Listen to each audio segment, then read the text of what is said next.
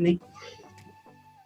Hello नमस्कार दोस्तों, आज हम बात करने वाले हैं सीबीडीसी कंसेप्ट के बारे में। जिन लोगों ने नहीं सुना है सीबीडीसी कंसेप्ट के बारे में तो वीडियो में एंड तक बने रहें हमारे साथ। बड़ी मुश्किल से टाइम मैनेज करके मैंने ऐसे कंसेप्ट लेके आता हूं जो खुद की रिसर्च और एनिमेशंस होता है। ये शुरू करते हैं, सीबीडीसी होता क्या है।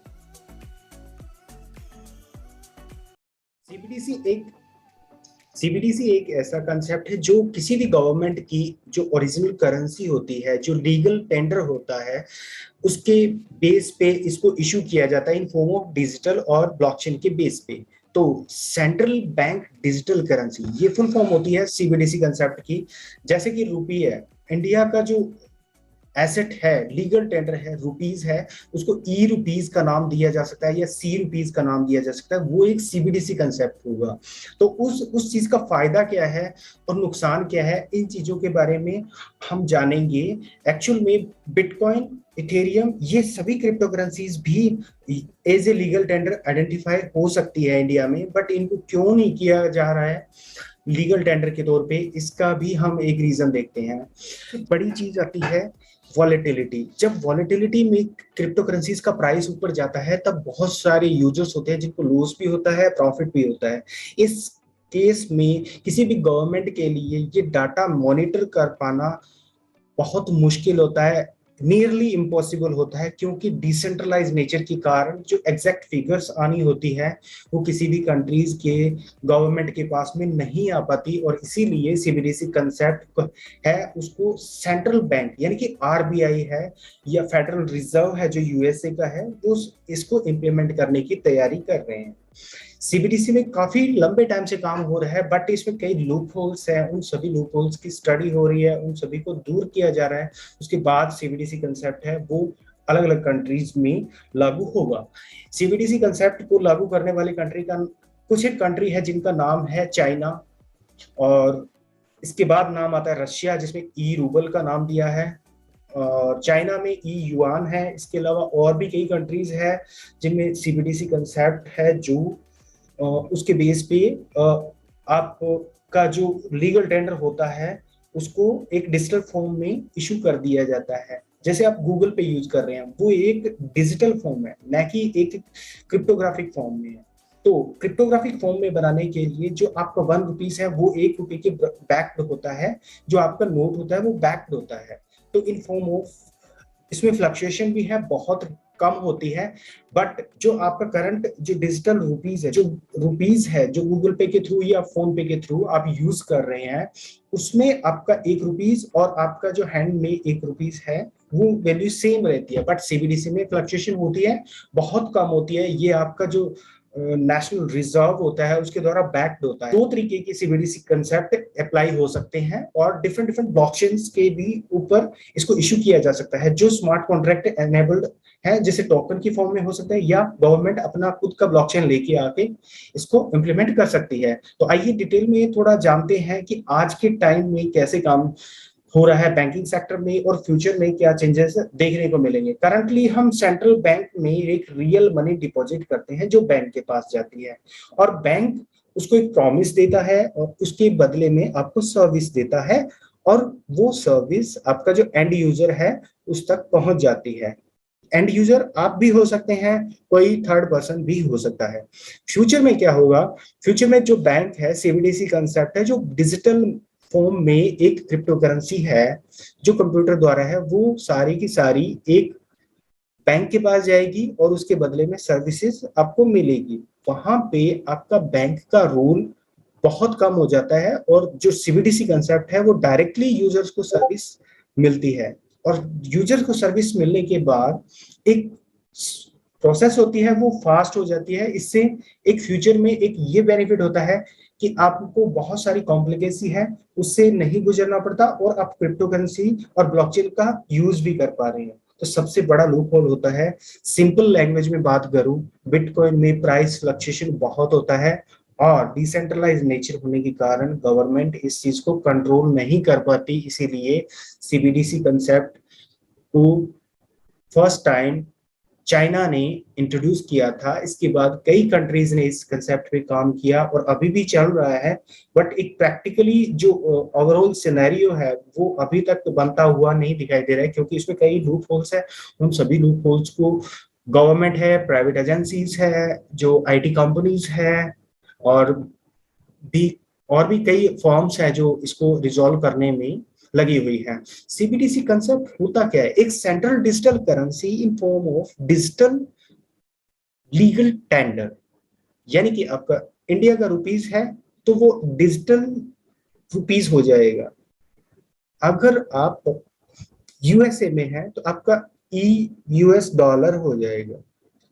सेम इसी तरीके से एक सीबीडीसी कंसेप्ट है, वो जो नेशनल मॉनिटरिंग अथॉरिटी होती है, ये सेंट्रल बैंक होता है या कोई रीजनल मॉनिटरिंग अथॉरिटी होती है उस पर्टिकुलर कंट्री और नेशन की या स्टेट की, वो एक सीबीडीसी कंसेप्ट इशू कर सकती है। इसमें एक फाइनेंशियल इंस्टीट्यूशन है, फाइनेंशियल एक्टिविटीज है, उसको प्रमोट करना, या उनकी जो आपकी ट्रांजैक्शन हो रही है जो कैश में हो रही है, या आप यूपीआई के थ्रू कर रहे हैं या कोई अदर वे से कर रहे हैं थर्ड पार्टीज की वजह से, उन सभी को रिप्लेस करके आपका एक सीबीडीसी कंसेप्ट है जो आपकी ट्रांजेक्शन को परफॉर्म करता है। तो सीबीडीसी कंसेप्ट को अंडरस्टैंड करने के लिए हमारे पास कुछ एक एग्जाम्पल है। आइए चलते हैं उन एग्जांपल्स के ऊपर। हमारा सीबीडीसी कंसेप्ट है, उसका गोल क्या है?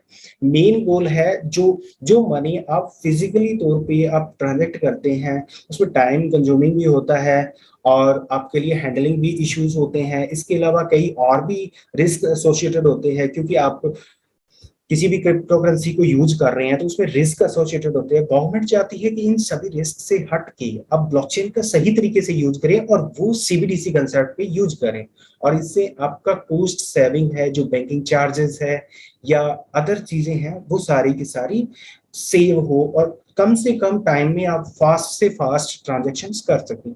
ये इसका मेन गोल है। कितने टाइप की क्रिप्टो करेंसीज होती है जो सीबीडीसी कंसेप्ट पे काम करती है? ये दो टाइप की होती है। एक होलसेल सीबीडीसी कंसेप्ट होता है। सीबीडीसी कंसेप्ट में एक जो सेंट्रल बैंक है उसका मेन पर्पस ये होता है कि आपकी जो इंटर बैंकिंग एक्टिविटीज है उनको इंक्रीज करना। बट रिटेल सीबीडीसी कंसेप्ट में ये होता है कि आपके जो भी फिजिकल गुड्स है, रिटेल सीबीडीसी कंसेप्ट में ये होता है कि आपकी जो गुड्स है, सर्विसेज है, उन सभी को प्रमोट करना। तो ये कुछ एक चीजें हैं जो सीबीडीसी को कुछ खास चीजें बनाती है। सीबीडीसी में कई और भी चीजें हैं। एड्रेस क्रिएशन एक ब्लॉकचेन बेस हो सकता है, ब्लॉकचेन बेस होता है, चाहे वो सेंट्रलाइज हो चाहे पब्लिक ब्लॉकचेन हो, उसके ऊपर एक इश्यूएंस होता है किसी भी एड्रेस का और वो एक एड्रेस यूनिक होता है उस पर्टिकुलर ब्लॉकचेन पे। नॉट ओनली उस particular blockchain, across the entire blockchains वो एक एड्रेस यूनिक होता है अकॉर्डिंग टू द कंसेप्ट। हो सकता है गवर्नमेंट इसको डिफरेंट वे से कुछ एग्जीक्यूशन करवाए क्यूआर कोड के साथ में, या और भी चीजें हैं। तो इसके अलावा और भी चीजें हैं जो सेंट्रल डिजिटल करेंसीज है उसमें जुड़ी हुई है।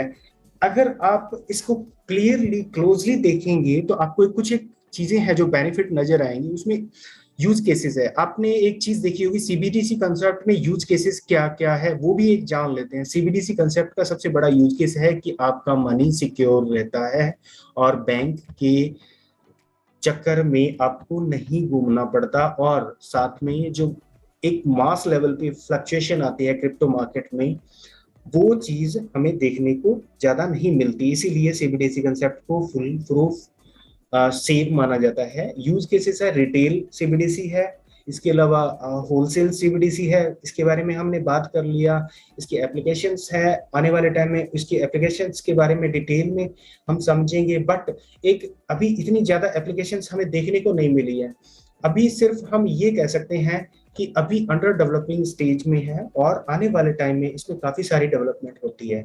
तो एक एक रियल केस फिनोमेना समझ लेते हैं जिसमें सीबीडीसी काम कैसे करता है। एक इनडायरेक्ट सीबीडीसी होता है, एक डायरेक्ट सीबीडीसी होता है, एक हाइब्रिड सीबीडीसी होता है।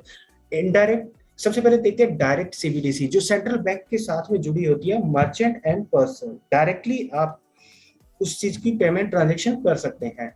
जैसे कि आपके पास रिजर्व बैंक का एक मैन एक्सेस है और आप पेमेंट ट्रांसफर कर रहे हैं मर्चेंट को, तो डायरेक्टली आपका एक पेमेंट है वो रिजर्व बैंक के रिकॉर्ड में जाएगा और डायरेक्टली मर्चेंट को ट्रांसफर हो जाएगा, जिसमें कोई अदर सेकंड थर्ड पार्टीज नहीं होती।